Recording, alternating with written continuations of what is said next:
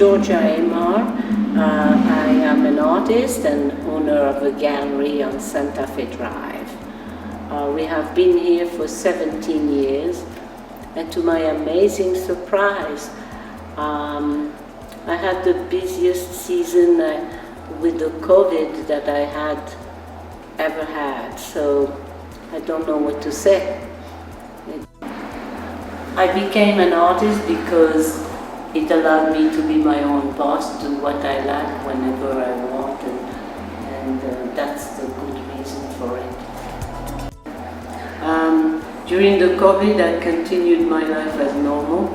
I produced a lot of work and fixed everything that is to be fixed in the building. It was well spent time. What sets me apart is that I have very peaceful work to look at, beautiful landscapes, and I like my peaceful world.